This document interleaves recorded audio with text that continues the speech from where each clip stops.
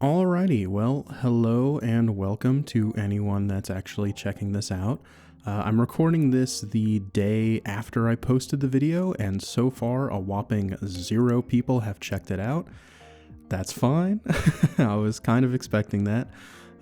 It's probably going to take me posting a little bit more to actually get any attention, but just got to keep on trucking. So I wanted to make a little addendum as well as some lessons learned and a reflection on the process of making the first video. So this will just be kind of going over some of the stuff I left out of the video that I feel is at least worth mentioning. And then at the end, it's going to be just talking about what I think I could do better, what I think I did pretty well. Yeah, and this is going to be much more candid and informal. I'm just kind of reading off of bullet points, and I'll probably ramble a little bit, but wanted to give you an impression of who I am outside of a script reading, make sure I'm not AI. So the first thing I figured I would go into a little more depth on is Strange Fake itself. In earlier scripts, I tried to emphasize the point a lot more that Strange Fake is not a good starting place. I eventually just shifted to saying that it's not, because you can't really get into why Strange Fake is not a good starting place without spoiling a ton of other stuff. And so I was trying to make a video that could bring in newcomers through like the hype for Strange Fake. So it was a very weird balance I was trying to walk, and I ultimately didn't like it and changed the script because I kept dancing around it. I never really gave a solid answer because I was caught between those 2 points. So Strange Fake started with Narita and Makoto Sanda. Narita wanted to write Fate fanfiction. That's literally how he describes it.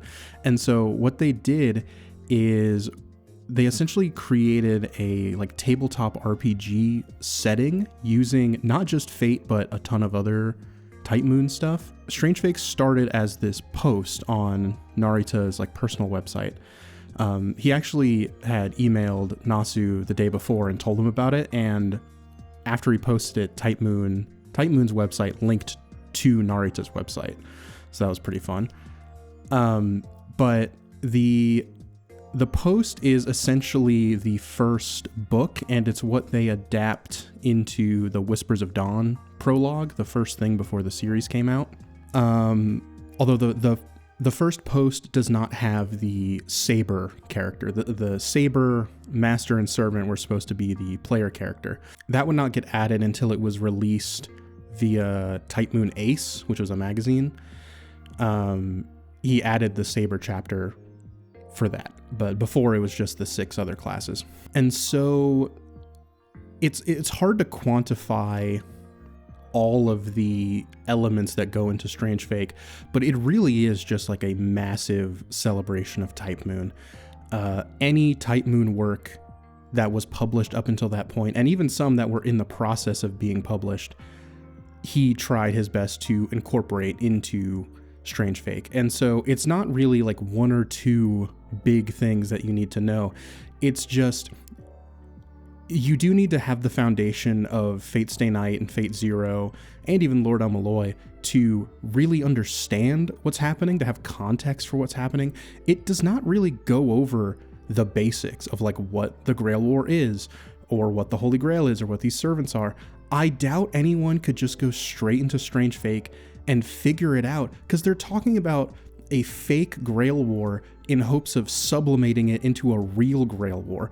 What do you do with that if you don't even know what a Grail War is?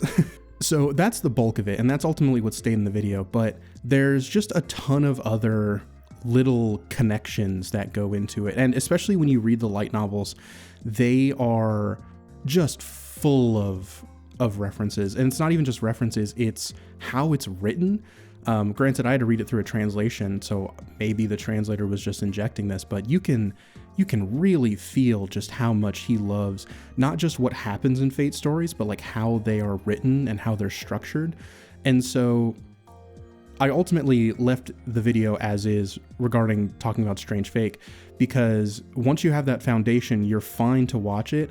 It gets more rewarding the more stuff you know. Like all of the servants that are introduced in Strange Fate have connections to other Fate stories, all of them. So really the more you've read or watched of Fate or Type Moon in general, the more rewarding it will be. Next, I wanted to go into detail a little bit more about the mediums that these stories are published in. Unlike something like, I don't know, JJK, which is, hey, they made a manga and then they made the anime. Fate is a ton of stuff. So probably by volume, the most Fate stories are light novels. They make manga, but they are adaptations of other things. Like there's a Fate Stay Night manga, but that's an adaptation of the visual novel. There's only 2 that I know of that started as manga. That's Prism Elia and Type Redline. But yeah, so they're mostly light novels. Video games, there's Extra, Triple C, Extella Link, which are all related to each other. And then FGO, and then there's Samurai Remnant, which is pretty recent. I have not gotten to play it yet. I've heard good things, but I just haven't gotten to play it yet. And then there's also a handful of visual novels. The number changes depending on how you want to count, but there's Tsukihime, then Fate Stay Night, and then both of those have weird sequels, which I can get into in a second. And then Witch on the Holy Night came out in, I want to say 2013. And then there's also a fan disc for Tsukihime. But yeah, so kind of like 5 or 6, depending on how you want to count. And I also want to emphasize, it is only until recently that Type Moon has actually been translating anything. So some of the manga, weirdly, does get an English release, but Tsukihime, the original visual novel, has never been officially translated into English. The remake does. The remake has been translated. And then Fate Stay Night literally did not have an English official translation until last year with the remaster. Up until that point, I referenced it in the video, and this is how I read it, you had to find a version of the game and then download a fan-made patch to read it in English. But they've, at least for the visual novels, they've removed that barrier. Because, yeah, Fate Stay Night has one, Hollow Ataraxia also has one. I got one either later last year or earlier this year. The Tsukihime remake has one. Witch on the Holy Night always had one, which is weird. I don't think Kagetsu Toya, which is the Tsukihime sequel, I don't think that one has an official English release because it hasn't gotten a remake yet. And then the fan disc definitely doesn't. I wanted to talk about the visual novels a little bit more. First, I worry that I didn't do a great job fully explaining like what they are and how they work. I'll talk about this a bit more in the reflection, but I think this was a bit of a victim of the big script pivot that I did. Yeah, so if you're watching this and you don't have any knowledge of Fate, if you let me know if you kind of understood the visual novel, that'd be great. Otherwise, yeah, I don't think I did a super great job. I just kind of left it as understood that you at least have a general idea of what a visual novel is. I think I could have gone in more detail about that, and more detail about like the routes and how they relate to each other and the individual characteristics of each. I don't think I did a good job selling the visual novel, which, to be fair, most people do not want to read the visual novel. So I think that's kind of why I brushed over it, is because I've already accepted that most people are going to go to the anime, which is what I did. So yeah. And then I was also talking about how difficult it is to do a follow-up to Fate Stay Night. And if you were paying attention, you've noticed that I said both Tsukihime and Fate have sequels. But both of them are very weird. They're both like, Kagetsu Toya is described as like a dream world. I've not read that one. I've not read either of the sequels. But Kagetsu Toya is like a dream world and is like a response, or I think he says it's like a counter to Tsukihime. And then Hollow Ataraxia, as more FGO stuff comes out, it keeps getting like retconned. So I think right now a lot of people think it's like a Lost Belt, and before that people thought it was like a Singularity. It's kind of wishy-washy, and like it's weird, but I also kind of respect Nasu a lot for doing that, because it allows him to really play around with the ideas and the characters without having to conform to some strict idea of canon. In a roundabout way, it is really interesting because you can take the story in ways that realistically you shouldn't if you were trying to conform to standards of the previous entries. But yeah, so there's a clip of Hollow Ataraxia that I have in there. It introduces some pretty interesting characters, Karen and Bizette namely. Yeah, that one got an official English release not too long ago, and I'll probably be reading that soon. Next, I wanted to talk about FGO a little bit because I did not really go over the anime adaptation watch order, and that one has a pretty brutal title scheme as well. That one's pretty brutal, like Fate Stay Night. Fate Stay Night, you get titles like Fate Stay Night, Heaven's Feel 2, Lost Butterfly, and that's pretty rough, but at least it's numbered. FGO has Fate Grand Order Absolute Demonic... Oh, wait, no. What is it? Fate Grand Order Absolute Demonic Front Babylonia, and then Fate Grand Order Grand Temple of Time Solomon. And it's like, well, what am I supposed to do with those? So FGO, the story revolves around these things called singularities. Part 1 it involves these things called singularities, which in the game you work with this organization called Chaldea, which is tasked with preserving human history and existence. And so you do this thing called ray shifting, which is basically like time travel, dimension hopping stuff. And there are these 7 singularities which have happened because of the introduction of a Grail War during that time. And so the prologue is Singularity F, which is Fuyuki. It's an alternate version of the Stay Night Grail War, and that's the prologue. That was adapted as an anime, Fate Grand Order First Order, and then the anime correctly skips 5 singularities. The first 5 singularities after the prologue, the anime skips, which is a great call because they are pretty rough. Especially, I remember London was just woof. But so they skip it and they do First Order, and then they do the Camelot movies. There's 2 of them. That's the 6th singularity. They're pretty good. Animation is really, really cool. And then you get a ton of like character work with the Round Table and Camelot, which is very important to Saber from Stay Night. So it's certainly worth a watch in that regard. And then they did a series for the 7th Lost Belt, which is Babylon. If you've seen clips of like Ishtar, she comes from that series. And then they did a 2-hour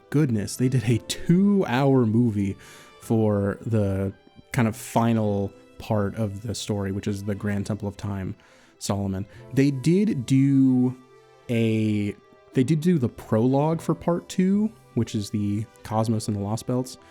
So yeah, check that out if you want, but no other parts of part 2 have been animated yet, and I have no idea if they're gonna try. And then finally, I wanted to talk a little bit about some of the Fate stories that I didn't mention, because there are a decent chunk that have not been animated, and the video was kind of focused on anime and the anime adaptations, and so I didn't really mention anything that hasn't been adapted.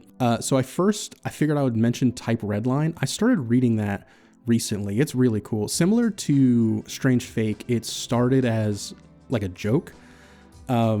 This is also where you get the gender-bent version of Oda Nobunaga, the Demon Emperor of Japan. Yeah, so the whole thing with Saber, which I'll get into in a second, kind of kick-started gender-bending characters, especially like samurai, which is really funny. And some of them are fine, some of them are just cute anime girl, whatever, but I just find doing it to Oda Nobunaga to be so funny. But the thing is, her design is sick as hell. She's so cool, and so I kind of don't care because her design is rad.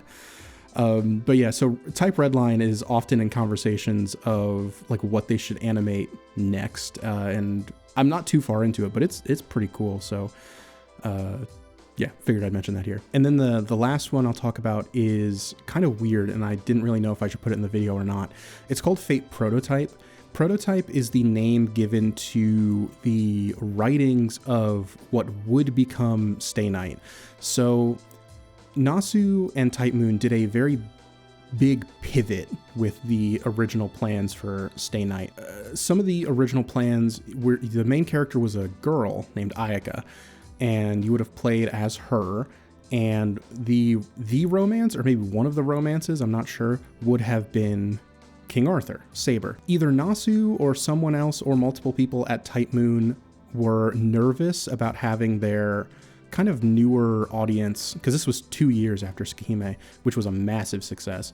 They were kind of concerned about their newer audience maybe not wanting to play as a woman falling in love with a man, and so they changed it. But he liked Saber so much and that kind of romance across time that he just solved it by gender swapping her, and it works. I mean, he implements it into her character, so it worked out. Saber's a great character. But yeah, so that's Fate Prototype. It does technically have an anime. On either the Carnival Phantasm or Grand Carnival Blu-rays, they included a special like 15-minute animated thing of Prototype. It's not really a story, it's just kind of like almost like a vertical slice. But yeah, so it kind of introduces some of the characters and the kind of world and the general vibe. There's this really cool shot of Saber and I think Archer on a subway. It was cool. I like that. But yeah, so Prototype is weird because it's cool to know about, right? Like Ayaka, and there was another character who looks very much like Reen. Those two characters were combined to make Reen. So it's just kind of cool to know about from like a dev standpoint, but also Ayaka from Strange Fake is related to the version from Prototype. I can't really get into it with spoiling, but like the thing with Prototype is we don't have like a full story of it. As far as I know, there was never any like build where that story was implemented, and we've gotten light novels, but they are like an anthology of vignettes, not like a full-blown story. So I ultimately left out Prototype, as much as I think it's cool, because you really just kind of have to know that Prototype is a thing. It was the original plans for Stay Night, and Ayaka was the main character of it.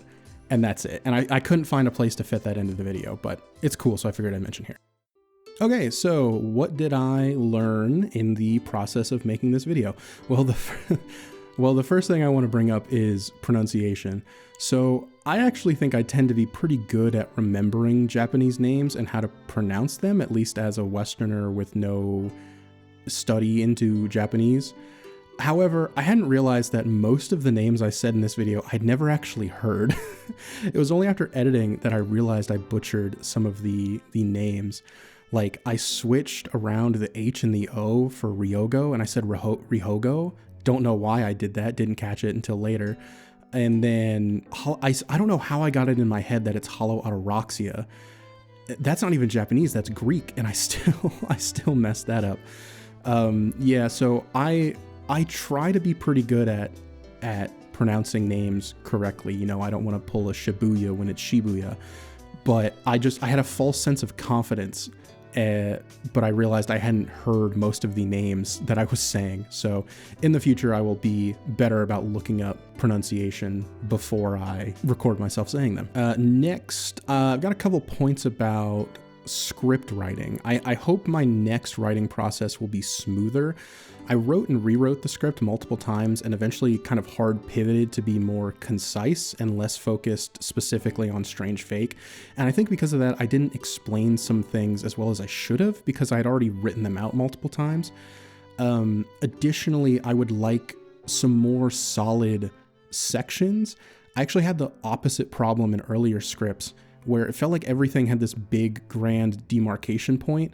Things flowed a bit better in what I ultimately published, but whether it was my delivery or my writing, some sections bled into each other too much for my liking. This was also kind of exacerbated by the music, which I'm also not sure if I want to have music going the entire video, but sometimes I could not find a good point to switch tracks. And so if I'm a lot better and more consistent about like solid sections or chapters, I think that'll help quite a bit. Similar to that, the opening and ending where I have Reen saying good morning and Flat saying thank you, that was not the original plan. That was something I kind of thought of during the edit because I realized that my openings and endings were not really strong, especially the opening. There's no real like hook.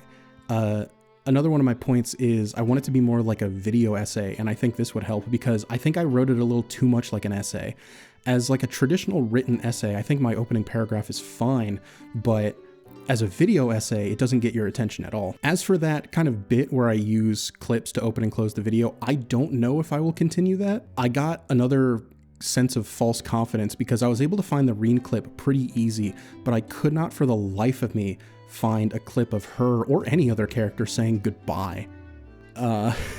And for a little bit, I had like one of the ending clips from Carnival Phantasm closing out the video, but I didn't like it because the music, one, I couldn't find the track that was used in that clip, and the music was so prominent that I wanted to try to match up the music, but I couldn't find the track. And then two, it just also didn't really fit with how I talk. It felt like way too cheesy.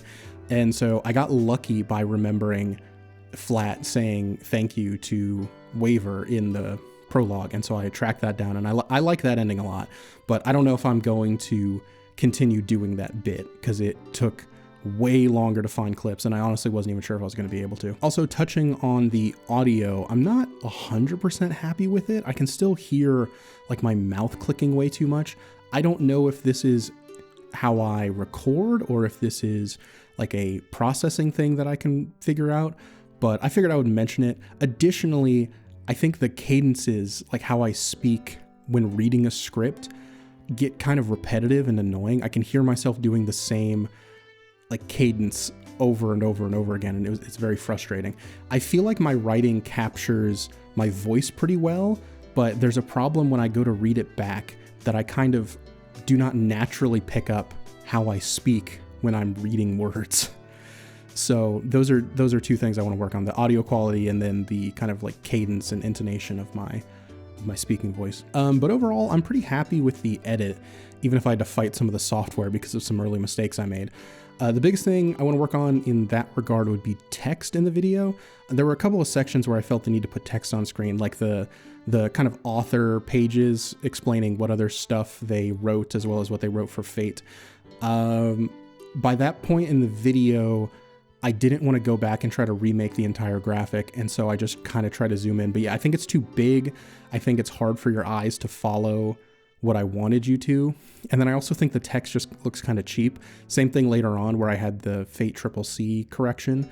I don't know if that's like a plugin or just some editing trick I'm gonna have to use, but yeah, overall I'm happy with the edit, but the text I would want to make better. And then finally, I figured I would talk a bit about what my next plans are.